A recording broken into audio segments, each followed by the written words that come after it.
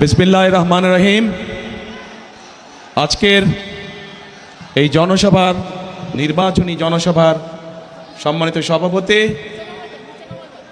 জনসভায় ময়মনসিংহ, নেত্রকোনা, ভাই ও বোনেরা, মঞ্চে উপস্থিত নেতৃবৃন্দ, প্রিয় সহকর্মীবৃন্দ, এলাকাবাসী ভাই বোনেরা, প্রিয় সাংবাদিক ভাইরা, আসসালামু আলাইকুম। আসসালামু আলাইকুম। কেমন আছেন আপনারা? অনেকক্ষণ অপেক্ষা করতে হয়েছে, তাই না? হ্যাঁ, অনেকক্ষণ অপেক্ষা করতে কথা ছিল আরো আগে, কিন্তু আসতে অনেক সময় লেগে গেল। আচ্ছা, ধীর স্থির, কারণ সেই ঢাকা থেকে শুরু করে পথে পথে আপনারা যেরকম অপেক্ষা করছিলেন, ঠিক সারা পথে এরকম হাজার হাজার মানুষ অপেক্ষা করছিল। তাদের সকলের সাথে একটু সৌজন্যমূলক সাক্ষাৎ করে আসতে আসতে সময় লেগে গেল।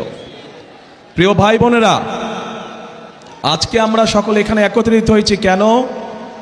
একত্রিত হয়েছি যে আগামী 12 তারিখে এই দেশের মানুষ তাদের যে অধিকার ছিনিয়ে নেওয়া হয়েছিল, যেই অধিকারের জন্য বহু মানুষ গত 16 বছর ধরে গুম, খুন, অত্যাচার, নির্যাতনের শিকার হয়েছে, যেই অধিকার আদায়ের জন্য গত 2024 সালের 5 অগস্ট মাসে, জুলাই মাসে হাজারো মানুষকে হত্যা করা হয়েছে, হাজার হাজার মানুষকে আহত করা হয়েছে, সেই অধিকার আপনারা প্রয়োগ করতে যাচ্ছেন ইনশাল্লাহ আগামী মাসের 12 তারিখে। কি সেই অধিকার? কি সেই অধিকার? ভোটের অধিকার। কেন এই ভোটের অধিকার দরকার? এই ভোটের অধিকার দরকার কারণ আমরা চাই এই দেশের মালিক যে জনগণ, সেই জনগণের ইচ্ছা মতন যাতে আগামী দিন এই দেশ সামনে চলতে পারে, সেই ইচ্ছার প্রতিফলন বা বাস্তবায়ন যাতে হতে পারে, সেই জন্যই দরকার ভোটের অধিকার। মানুষের কথা বলার অধিকার, মানুষের ন্যায্য অধিকার যাতে প্রতিষ্ঠিত হতে পারে, সেজন্যই দরকার ভোটের অধিকার। প্রিয় ভাই বোনেরা, আমি জানি ময়মনসিংহ বলুন, নেত্রকোনা বলুন, জামালপুর বলুন, শেরপুর বলুন, এই অঞ্চলগুলোতে বহু সমস্যা রয়ে গিয়েছে। নদী ভাঙন সমস্যা আছে, কর্মসংস্থানের সমস্যা রয়ে গিয়েছে, বিভিন্ন জেলাতে, বিভিন্ন উপজেলাতে ব্রিজ, স্কুল, কলেজ নির্মাণ, রাস্তাঘাট, কালভার্ট, এগুলোর সমস্যা রয়ে গিয়েছে, যেগুলো বিগত 1 যুগেরও বেশি সময় ধরে সংস্কার বা নতুন করে করা প্রয়োজন ছিল, কিন্তু কোনো কাজ হয়নি। হয়েছিল?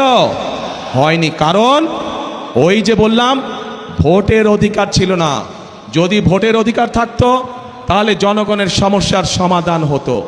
যেহেতু ভোটের অধিকার ছিল না, যেহেতু দেশে নিশিরাতের নির্বাচন অনুষ্ঠিত হয়েছিল, তথাকথিত নির্বাচন, যেহেতু দেশে আমির আমির নির্বাচন অনুষ্ঠিত হয়েছিল, সেখানে সত্যিকারের জনগণের প্রতিনিধি ছিল না। তাই দেশের যুবক সমাজের জন্য কর্মসংস্থানের ব্যবস্থা তৈরি করা হয় নাই। তাই এলাকার মা বোনদের সমস্যার নিরাপত্তা নিশ্চিত করা হয় নাই। তাই শিক্ষা ব্যবস্থাগুলোতে সঠিকভাবে শিক্ষক প্রেরণ করা হয় নাই। তাই উপজেলা হাসপাতালে বলুন অথবা ডিস্ট্রিক্ট হাসপাতালে বলুন না কেন, সেখানেও সঠিকভাবে ওষুধপত্র, ডাক্তার সরবরাহ করা হয় নাই। প্রিয় ভাই বোনেরা, বাংলাদেশের মানুষ কি চায়? বাংলাদেশের মানুষ চায়, একজন অভিভাবক হিসাবে একজন অভিভাবক চায় তার সন্তান যাতে সুশিক্ষা বা সঠিকভাবে শিক্ষা পায়, তাই তো নাকি? একজন অভিভাবক চায় তার সন্তান সেই শিক্ষা পাক, যেই শিক্ষার পরে, যেই শিক্ষা শেষ হলে পরে সন্তান কর্মসংস্থানের ব্যবস্থা করতে পারবে, বেকার থাকবে না। প্রিয় ভাই বোনেরা, তরুণরা, যুবকরা কি চায়? তারা চায় কর্মসংস্থানের ব্যবস্থা। দেশে মিল ফ্যাক্টরি হবে, ব্যবসা বাণিজ্য হবে, যাতে করে তারা সুন্দরভাবে নিরাপদে ব্যবসা বাণিজ্য বা চাকরি বাকরি করতে পারবে। মানুষ চায়, মানুষ অসুস্থ হতেই পারে, হওয়াটাই স্বাভাবিক, কিন্তু অসুস্থ হলে যাতে করে তারা যাতে করে তারা সময় মতন চিকিৎসা সুবিধা পায়। মানুষের মৌলিক চাহিদার মধ্যে এগুলোই কম বেশি মৌলিক চাহিদা। এই যে যেমন আমাদের কৃষক ভাইরা, আমরা যদি ময়মনসিংহের কথা ধরি, ময়মনসিংহ সহ আশেপাশের জায়গাগুলো যদি দেখি, এখানের কৃষক ভাইদের অনেক সমস্যা রয়েছে। বিশেষ করে যদি ময়মনসিংহে আমরা দেখি পোনা চাষ, মাছের যে পোনা, এইটি আরও অনেক বড় করা যেত। এইটি এখন দেশের বিভিন্ন জায়গায় এই মাছের পোনা সরবরাহ করা হয়, কিন্তু আমাদের পরিকল্পনার মধ্যে রয়েছে কি করে এই মাছের পোনার বিষয়টিকে শুধু দেশের মধ্যে সীমাবদ্ধ না রেখে বিদেশেও কিভাবে রপ্তানি করা যায়, সেই পরিকল্পনা আমাদের রয়েছে, যাতে করে কর্মসংস্থানের সুযোগ তৈরি হয়, যাতে করে এই এলাকার মানুষ শুধু একটি নয়, এরকম আরও প্রতিষ্ঠান তৈরি করার মাধ্যমে আরও মানুষকে কর্মসংস্থানের ব্যবস্থা করা যায়। প্রিয় ভাই বোনেরা, আপনাদের নিশ্চয়ই মনে আছে দেশনেত্রী খালেদা জিয়ার সময় এই দেশের মেয়েদের জন্য, এই যে আমার সামনে বহু মা বোনেরা এখানে সামনে রয়েছেন, এই দেশের মা বোনদেরকে শিক্ষা দেওয়ার জন্য মেয়েদের শিক্ষা ব্যবস্থাকে ক্লাস 1 থেকে ক্লাস 12 পর্যন্ত ফ্রি করা হয়েছিল। মনে আছে আপনাদের? প্রিয় ভাই বোনেরা, সেই মা বোনরা শিক্ষিত হয়েছে। আজকে যদি যে কোনো স্কুল, কলেজ, বিশ্ববিদ্যালয়ে আমরা যাই, আমরা দেখব যে ছেলেদের পাশাপাশি সমান সংখ্যক মেয়েরা লেখাপড়া করছে। আজকে আমরা যদি সমগ্র বাংলাদেশের জনসংখ্যা দেখি, আমরা দেখব যে সমগ্র জনসংখ্যার অর্ধেকের মতন হচ্ছে নারী। কিন্তু এই আমরা যদি দেশকে সামনে এগিয়ে নিয়ে যেতে চাই, তাহলে এত বৃহৎ জনগোষ্ঠী অর্থাৎ অর্ধেক জনগোষ্ঠীকে পেছনে রেখে আমরা কোনোভাবেই দেশকে সামনে এগিয়ে নিয়ে যেতে পারবো না। এবং সেই জন্যই আমরা দেশে নারীদের জন্য, মায়েদের জন্য, আমরা গৃহিণীদের জন্য, বিশেষ করে খেটে খাওয়া মানুষ যারা, সেই পরিবারের গৃহিণীদের জন্য আমরা একটি ফ্যামিলি কার্ড নামে কার্ড দিতে চাই মা বোনদেরকে, যাতে করে এই ফ্যামিলি কার্ডের সুবিধা প্রত্যেকটি মানুষের, প্রত্যেকটি পরিবারের কাছে অল্প হলেও প্রত্যেকটি পরিবারের কাছে পৌঁছতে পারে, এবং যাতে করে তারা প্রতি মাসে কিছুটা হলেও স্বাচ্ছন্দ্যে কয়েকটি দিন অতিবাহিত করতে পারেন, একটু হলেও যাতে করে তাদের সহযোগিতা হয়। ঠিক একইভাবে একটু আগে আমি ময়মনসিংহের মৎস্য চাষিদের কথা বলেছি। একইভাবে শুধু মৎস্য চাষি নয়, মৎস্য চাষির বাইরেও যারা ক্ষেত খামারে চাষবাস করেন, জমিতে চাষবাস করেন, এইরকম কৃষক ভাইদেরও পাশে আমরা দাঁড়াতে চাই। এবং সেজন্যই আমরা কৃষক ভাইদের জন্য কৃষক কার্ড দেবার পরিকল্পনা করছি। কৃষক কার্ড কথাটি শুনেছেন আপনারা আগে? গুড। এই কৃষক কার্ড কেন আমরা দিতে চাচ্ছি? বাংলাদেশের অধিকাংশ মানুষ কৃষির সাথে জড়িত। এই কৃষক যদি ভালো থাকে, কৃষি ভালো থাকলে বাংলাদেশের মানুষ ভালো থাকবে। সেজন্যই আমরা কৃষক ভাইদের পাশে দাঁড়াতে চাই, কৃষক ভাইদের সহযোগিতা করতে চাই। এই কৃষক কার্ডের মাধ্যমে আমরা কৃষক ভাইদের কাছে সার, তার প্রয়োজনীয় অন্তত একটি ফসলের, সমগ্রভাবে একটি ফসলের বীজ, কীটনাশক, সার আমরা পৌঁছতে চাই কৃষক ভাইদের কাছে সরাসরি, যাতে করে সেটি তাদেরকে সহযোগিতা করে ধীরে ধীরে অর্থনৈতিকভাবে মজবুত হওয়ার জন্য দৃঢ় ভিত্তির উপরে যাতে করে তারা দাঁড়াতে পারে। প্রিয় ভাই বোনেরা, আমরা রাজনীতি করি কাদের জন্য? বাংলাদেশের মানুষের জন্য আমরা রাজনীতি করি। আজকে এই যে নির্বাচনী জনসভা, এই নির্বাচনী জনসভায় আমরা কি দেখি? অনেক দল আছে যারা এসে অন্য দল সম্পর্কে বিভিন্ন রকম কথাবার্তা বলে। শুনেছেন না আপনারা? শুনেছেন। আজকে যদি আমি এখানে দাঁড়িয়ে আপনাদের সামনে অন্য দল সম্পর্কে অন্যরকম কথা বলি, তাদের গীবত গাই, তাদের সম্পর্কে সমালোচনা করি, তাতে কি জনগণের কোনো লাভ হবে? জনগণের কোনো লাভ হবে না। কারণ জনগণ তাকেই ভোট দিবে যারা জনগণের জন্য কাজ করবে, তাই তো? এবং জনগণের জন্য যদি কাজ করতে হয়, তাহলে অবশ্যই একটি রাজনৈতিক দলের পরিকল্পনা থাকতে হবে কিভাবে দেশ পরিচালনা করবে, কিভাবে কি কি কাজ করবে জনগণের জন্য, সেই পরিকল্পনাগুলো থাকতে হবে। প্রিয় ভাই বোনেরা, বিএনপি বাংলাদেশ জাতীয়তাবাদী দল হচ্ছে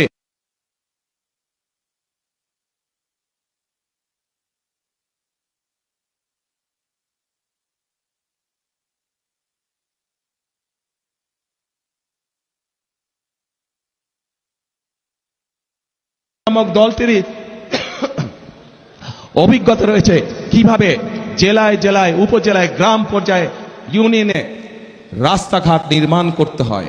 কারণ বিএনপি নামক দলটিরই অভিজ্ঞতা রয়েছে কিভাবে শিক্ষার আলো এদেশের সন্তানদের কাছে পৌঁছে দিতে হয়। কারণ বিএনপি নামক দলটিরই অভিজ্ঞতা রয়েছে কিভাবে বাংলাদেশের মানুষকে নিরাপদ রাখতে হয়, আইন শৃঙ্খলা পরিস্থিতিকে কঠোর হাতে নিয়ন্ত্রণ করতে হয়। কারণ বিএনপি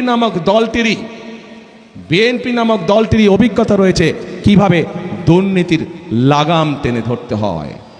প্রিয় ভাই বোনেরা, আপনারা নিশ্চয়ই পত্রপত্রিকায় দেখেছেন এই মুহূর্তে একটি রাজনৈতিক দল যেই স্বৈরাচার পালিয়ে গিয়েছে সেই স্বৈরাচারের মুখের ভাষা ব্যবহার করছে বিএনপির বিরুদ্ধে।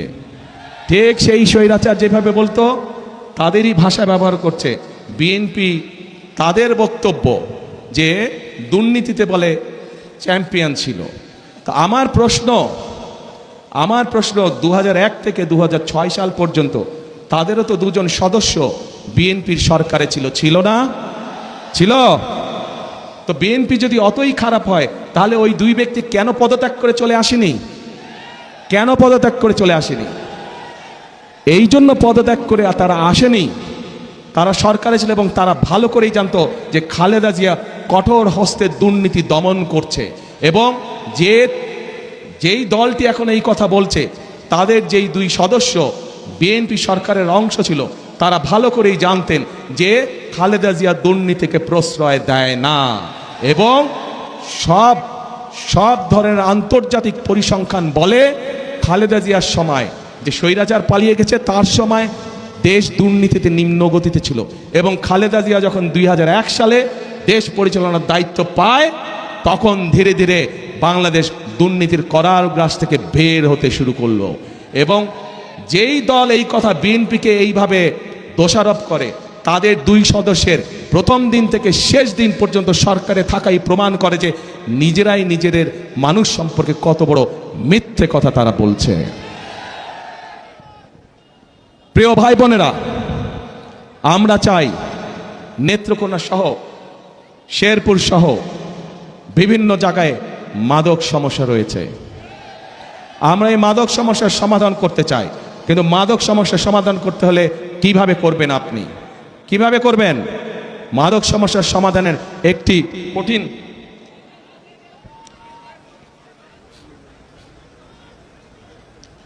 মাদক সমস্যার সমাধান করতে হলে আমাদেরকে সেই তরুণদের, সেই যুবকদের কর্মসংস্থানের ব্যবস্থা করতে হবে। ঠিক, মানুষের যখন কাজ থাকবে, কর্ম থাকবে, চাকরি বাকরি থাকবে, ব্যবসা বাণিজ্য কম বেশি থাকবে, তখন মানুষ এগুলোর মধ্যে যাবে না। আমরা সেই পরিবেশ তৈরি করতে চাই। আমরা চাই দেশে আমরা চাই ভোকেশনাল ইনস্টিটিউশন বেশি করে আমরা তৈরি করব, যাতে করে আমরা আমাদের তরুণ সদস্যদেরকে, যুব সমাজের সদস্যদেরকে আমরা বিভিন্ন রকম ট্রেনিং দিব, যেই ট্রেনিংয়ের বিনিময়ে তারা বিদেশে যেমন যেতে পারবে একইভাবে তারা দেশে তাদের কর্মসংস্থান তৈরি করতে পারবে। যারা আইটিতে কাজ করে তাদের জন্য বিভিন্ন রকম আমরা আইটি ট্রেনিংয়ের ব্যবস্থার পরিকল্পনা গ্রহণ করেছি, যাতে যারা আইটিতে কাজ করে তারা ঘরে বসে তাদের আয় রুজি কামাই রোজগার বাড়াতে পারবে। প্রিয় ভাই বোনেরা, এই যে এই 4 জেলার ভাই বোনেরা আজকে আপনারা এই মিটিংয়ে উপস্থিত হয়েছেন, এই এলাকার আরেকটি বড় সমস্যা হচ্ছে মানুষের চিকিৎসা সমস্যা। ঠিক, আমরা ময়মনসিংহ সহ আশেপাশের জেলাগুলোতে যেই 4 জেলার ভাই বোনেরা আজকে উপস্থিত হয়েছেন, এখানে যেরকম আমরা জেলা হসপিটালগুলোকে আরো বড় করতে চাই, একইভাবে আমরা হেলথ কেয়ারের অ্যাপয়েন্ট করতে চাই। হেলথ কেয়ারের, আপনারা পল্লী চিকিৎসকের কথা শুনেছেন? পল্লী চিকিৎসক শহীদ জিয়ার সময় ছিল, যারা গ্রামে গ্রামে ঘরে ঘরে মানুষকে গিয়ে চিকিৎসা দিত, ছোটোখাটো রোগ বলে অসুখ বিসুখ তারা সেখানে চিকিৎসা দিত। আমরা ঠিক একইভাবে বিশেষ করে যে মা বোনেরা আছেন তাদের চিকিৎসার অনেক সমস্যা হয়, শিশুরা এবং মা বোনদের অনেক সময় তারা হাসপাতালে যেতে পারে না। আমরা চাই এই মা বোনদেরকে সুচিকিৎসা দেওয়ার জন্য। আমরা চাই মা বোনেরা সহ শিশুরা যেন ঘরে বসে চিকিৎসা পেতে পারে, ছোটোখাটো অসুখ বিসুখের চিকিৎসা যাতে তারা সেই সেবা যাতে, সেই জন্যই আমরা চিকিৎসা ব্যবস্থাকে উন্নত করতে চাই। চিকিৎসা ব্যবস্থা আমরা হেলথ কেয়ারার নিযুক্ত করার মাধ্যমে চিকিৎসা ব্যবস্থা আমরা তাদের ঘরে ঘরে পৌঁছে দিতে চাই। প্রিয় ভাই বোনেরা, এই ময়মনসিংহ জেলা একটি অন্যতম কৃষি প্রধান এলাকা। অন্যতম কৃষি প্রধান এলাকা। আমাদের এখানে একসময় অনেক খাল বিল ছিল না আগে? এই খাল বিলগুলো সব ভরাট হয়ে গিয়েছে। এই খালগুলোকে আমরা পুনর্খনন করতে চাই, এই খালগুলোকে আমরা পুনর্খনন করতে চাই আবার। এখন এই খাল পুনর্খনন করার জন্য কে কে কোদাল হাতে নেবেন? সারা জেলায় খাল পুনর্খনন কে কে কোদাল হাতে নেবেন? আমি কিন্তু থাকবো সেদিন আপনাদের সাথে, ঠিক তো? ইনশাআল্লাহ। তাহলে আমরা খাল খনন করব। তো এখন প্রিয় ভাই বোনেরা, এই যে সংক্ষেপে আপনাদের সামনে আমি কতগুলো কথা বললাম, আপনারা কি মনে করেন যদি এই কাজগুলো করতে আমরা কম বেশি সক্ষম হই, ইনশাল্লাহ 12 তারিখে আপনারা ধানের শীষকে ভোট দিয়ে জয়যুক্ত করলে, ইনশাল্লাহ 12 তারিখে বিএনপি সরকার গঠন করলে, এই যে যেই কথাগুলো আপনাদের বললাম, ফ্যামিলি কার্ডের কথা বললাম, কৃষক কার্ডের কথা বললাম, স্বাস্থ্যের কথা বললাম, শিক্ষার কথা বললাম, তরুণ বেকারদের মাদক সমস্যা দূর করার জন্য কর্মসংস্থান ব্যবস্থার কথা বললাম, এই কাজগুলো যদি করা হয়, আপনারা কি মনে করেন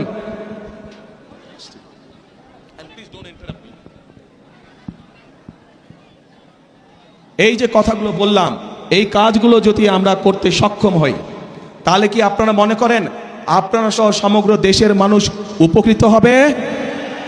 কে কে মনে করেন উপকৃত হবে? সবাই মনে করেন? তাহলে আপনারা কি চান আমরা এই কাজটা করি, এই কাজগুলো করি? কারা কারা চান যে বিএনপি এই কাজগুলো করুক, যেই কাজগুলোর কথা বললাম? সবাই চান? ঠিক আছে, ধন্যবাদ। এবার আমার একটা জিজ্ঞাসা আপনাদের কাছে। আপনারা তো এতক্ষণ আমাকে জিজ্ঞাসা করলেন যে ভাই ধানের শীষে তো ভোট দিব, কিন্তু বিএনপি কি করবে আমাদের জন্য, এটাই তো আপনাদের জিজ্ঞাসা ছিল আমার কাছে, তাই না? তা আমি তো বললাম বিএনপি ইনশাল্লাহ সরকার গঠন করলে আমরা কি কি করব বললাম না এতক্ষণ? সংক্ষেপে বলছি, আরো অনেক কাজ আছে, আরো অনেক কাজ করব আমরা ইনশাল্লাহ, তবে সংক্ষেপে বললাম আপনাদের কাছে। এখন আমার একটা জিজ্ঞাসা আছে আপনাদের কাছে। আপনারা যে বললেন এই কাজগুলো করলে আপনাদের উপকার হবে, কিন্তু তার আগে তো ভাই আপনাদেরকে একটা কাজ করতে হবে। কি সেই কাজটা বলেন তো? শুনি না, শুনি না। ইয়েস, 12 তারিখে ধানের শীষকে জয়যুক্ত করতে হবে। এই 24 জন দাঁড়ান তো, ওখানে দাঁড়ান, 24 জন দাঁড়ান, এখানে ওখানেই দাঁড়ান, আপনারা ওখানেই দাঁড়ান, লাইন করে দাঁড়ান, ধাক্কা ধাক্কি করো না, ধাক্কা দিয়ে করছেন, লাইন করো না, লাইন করো, জাস্ট এই যে আপনাদের সামনে 24 জন ব্যক্তি দাঁড়িয়েছে, 24 জন মানুষ দাঁড়িয়েছে, প্রত্যেকের হাতে দেখেন ধানের শীষ, দেখছেন? চেনেন এই 24 জনকে? এই 24 জনকে দায়িত্ব দিয়ে গেলাম এই 4 জেলার উন্নয়ন করার জন্য। তাদের হাতে ধানের শীষ দিয়ে তাদেরকে আমি দায়িত্ব দিয়েছি। এখন আপনারা আপনাদের দায়িত্ব বুঝে নিতে হবে তাদের কাছ থেকে, পারবেন? তাহলে 12 তারিখে পরিকল্পনা কি আপনাদের? ধানের শীষে ভোট দিতে হবে। বসেন নেতৃবৃন্দ, এরা সবাই হচ্ছে ধানের শীষের লোক, এদেরকে জিতিয়ে আনতে পারলে আমরা ওই কাজগুলো সব করতে পারবো, জিতিয়ে আনতে পারলে আমরা ওই কাজগুলো সব করতে পারবো। কিন্তু এদেরকে জিতাতে হলে আপনাদেরকে এগিয়ে আসতে হবে। আপনারা এগিয়ে আসলে ধানের শীষ জিতবে, আপনারা এগিয়ে আসলে ধানের শীষের পরিকল্পনাগুলো সব জনগণের জন্য বাস্তবায়িত হবে, দেশের মানুষের জন্য বাস্তবায়িত হবে। প্রিয় ভাই বোনেরা, আরেকটি পরিকল্পনার কথা আপনাদেরকে বলতে চাই। নারীদের কথা বলেছি, কৃষকদের কথা বলেছি, শিশুদের কথা বলেছি, তরুণদের কথা বলেছি, যুবকদের কথা বলেছি। আরেক শ্রেণীর মানুষ আছে আমাদের সমাজে, যেই মানুষগুলো আমাদের জন্ম থেকে মৃত্যু পর্যন্ত আমাদের সাথে থাকেন। তারা সম্মানী মানুষ, তারা জীবনের বিভিন্ন সময় আমরা যখন বিভিন্ন মুসিবতে পড়ি সেই সময় তারা আমাদেরকে পরামর্শ দিয়ে থাকেন। সেই মানুষগুলো কারা? সেই মানুষগুলো হচ্ছে আমাদের বিভিন্ন মসজিদ, বিভিন্ন মাদ্রাসার ইমাম সাহেবরা, খতিব সাহেবরা, মুয়াজ্জিম সাহেবরা। আমরা এই সম্মানী মানুষগুলোর জন্য ইনশাল্লাহ বিএনপি সরকার গঠন করলে পর্যায়ক্রমিকভাবে সারা দেশে বিভিন্ন মসজিদ মাদ্রাসার ইমাম সাহেব, খতিব সাহেব যারা আছেন, মুয়াজ্জিম সাহেব আছেন, তাদেরকে আমরা সম্মানী দিতে চাই সরকারের পক্ষ থেকে, যাতে করে তারা সম্মানের সাথে জীবন যাপন করতে পারেন। শুধু তাই নয়, একই সাথে আমরা তাদেরকে বিভিন্ন রকম ট্রেনিং দিব, যাতে করে তারা ভালোভাবে জীবনযাপন করতে পারেন। এই পরিকল্পনা ভালো লেগেছে আপনাদের কাছে? ইনশাল্লাহ। তো এখন ভাই বোনেরা, 12 তারিখে তো আপনারা কি করবেন? হ্যাঁ, ধানের শীষে ভোট দিবেন। যাবেনটা কখন? ভোট দিতে কয়টার সময় যাবেন? দুপুর 12টায়? ও দুপুর 11টায়? সকাল 9টায়? তো কখন? হ্যাঁ, তাহাজ্জুদের নামাজ পড়তে উঠবেন ওই দিন, আল্লাহর কাছে রহমত চাইবেন যে যাতে সারা দেশের ধানের শীষ জয়যুক্ত হতে পারে, এই রহমত চাইবেন আল্লাহর কাছে। তারপরে এলাকার মানুষকে সাথে নিয়ে আপনি মুসলমান হলে তাহাজ্জুদ পড়বেন, আপনার অন্য ধর্মের ভাই বোন যারা আছে তাহাজ্জুদ পড়ে বের হবেন, তাদেরকে সাথে নিয়ে যাবেন, গিয়ে তারা তাদের ধর্মীয় আচার অনুষ্ঠান ভোরবেলায় যেটা থাকে সেটা তারা করবে, পাশে আপনারা মুসলমান যারা ফজরের জামাত আদায় করবেন যার যার যেই ভোট কেন্দ্রের সামনে, ঠিক আছে? করে লাইন দিয়ে দাঁড়াবেন, ভোট শুরু হবে, সাথে সাথে ভোট দেওয়া ইনশাল্লাহ শুরু করবেন। কিন্তু ভোট দিয়ে সাথে সাথে চলে আসলে চলবে না, কি করা লাগবে? থাকতে হবে, কড়ায় গন্ডায় বুঝে নিয়ে আসতে হবে। কেন এই কথাটা বললাম? বহু বছর হয়ে গেছে আমরা তো ভোট দেবার সুযোগ পাইনি, তাই না? যেহেতু আমরা ভোট দেবার সুযোগ পাইনি, এর আগে আমাদের ভোট বিভিন্ন জন বিভিন্নভাবে লুটপাট করে নিয়ে গিয়েছে। এবার সেই জন্য আমাদেরকে সজাগ থাকতে হবে যাতে কেউ আমাদের ভোট লুটপাট করে নিয়ে যেতে না পারে। পারবেন তো পাহারা দিয়ে সতর্ক থাকতে? ইনশাল্লাহ। তাহলে প্রিয় ভাই বোনেরা, আরেকটি গুরুত্বপূর্ণ কথা, 1971 সালে যুদ্ধ হয়েছিল। এখানে যারা ইয়াং আছেন তারা, আপনারা তরুণ যুবক যারা আছেন তারা আপনারা বইয়ে খাতায় পড়েছেন, মুরব্বী যারা আছেন আমাদের বয়সী যারা আছেন তারা দেখেছেন বা জানেন, সেই যুদ্ধে দেশের স্বাধীনতা অর্জিত হয়েছিল। সেই যুদ্ধে বহু মানুষ শহীদ হয়েছিল। প্রিয় ভাই বোনেরা, পরবর্তীতে এই 2024 সালে 5ই আগস্ট সেই স্বাধীনতাকে রক্ষা করেছে এই দেশেরই ছাত্র জনতা সহ সমাজের সকল শ্রেণী পেশার মানুষ। প্রিয় ভাই বোনেরা, সে 71 সালের যুদ্ধই হোক, 24-এর আন্দোলনই হোক, কে পাহাড়ি মানুষ, কে সমতলের মানুষ, কে নৃগোত্রী মানুষ অথবা কে বৃহৎ জনগোষ্ঠীর মানুষ, এটি কিন্তু কেউ দেখেনি। রাজপথে সবাই পাশাপাশি আন্দোলন করেছে। 71 সালের যুদ্ধের মাঠে সবাই একসাথে যুদ্ধ করেছে। কে মুসলমান, কে বৌদ্ধ, কে খ্রিস্টান, কে অন্য ধর্মের মানুষ, কেউ দেখে নাই। কাজেই এইবারও 12 তারিখের নির্বাচনে আমাদের সকলকে একসাথে থাকতে হবে, ধর্ম বর্ণ নির্বিশেষে আমাদেরকে একসাথে থাকতে হবে। কারণ আমরা যদি একসাথে থাকি, আমরা যেভাবে স্বাধীনতা অর্জন করেছি, আমরা যদি একসাথে থাকি, আমরা যেভাবে স্বৈরাচারকে বিদায় করেছি, আমরা যদি ইনশাল্লাহ সামনের দিনেও এক থাকি, তাহলে অবশ্যই আমরা এই বাংলাদেশকে ভবিষ্যতে আমাদের সেই প্রত্যাশিত বাংলাদেশের দিকে নিয়ে যেতে পারবো। কি বোঝা গেছে ভাই? সেই প্রত্যাশিত বাংলাদেশকে যদি গড়ে তুলতে হয় তাহলে স্লোগান হবে একটাই। কি সেই স্লোগান? করব কাজ, করব কাজ, গড়ব দেশ, সবার আগে বাংলাদেশ। আবার বলি, করব কাজ, সবার আগে বাংলাদেশ। প্রিয় ভাই বোনেরা, মনে রাখতে হবে, আমরা ঐক্যবদ্ধ থাকলেই বাংলাদেশ এগিয়ে যাবে। আমরা ঐক্যবদ্ধ থাকলেই আমাদের প্রত্যাশিত বাংলাদেশ গড়ে তুলতে পারবো। আমরা ঐক্যবদ্ধ থাকলেই জনগণের শাসন কায়েম করা সম্ভব হবে। আমরা ঐক্যবদ্ধ থাকলেই জনগণের প্রতি জবাবদিহিতা নিশ্চিত করা সম্ভব হবে। কাজেই আসুন, আমাদের আজকের এই নির্বাচনী জনসভার শপথ হোক, আমরা এই বাংলাদেশকে জনগণের বাংলাদেশে পরিণত করব। আমরা এই বাংলাদেশকে জনগণের কাঙ্ক্ষিত বাংলাদেশে রূপান্তরিত করব। শেষ কথার এক কথা, করব কাজ, গড়ব দেশ, সবার আগে বাংলাদেশ। আল্লাহ হাফেজ। বাংলাদেশ জিন্দাবাদ, বাংলাদেশ জাতীয়তাবাদী জিন্দাবাদ। আপনাদের সাথে আবার 12 তারিখের পরে দেখা হবে। কোথায় দেখা হবে? খাল খনন কর্মসূচিতে দেখা হবে। খাল খনন কর্মসূচি, সবাইকে কোদাল নিয়ে আসতে হবে। পারবেন ইনশাআল্লাহ। আল্লাহ হাফেজ, আল্লাহ হাফেজ।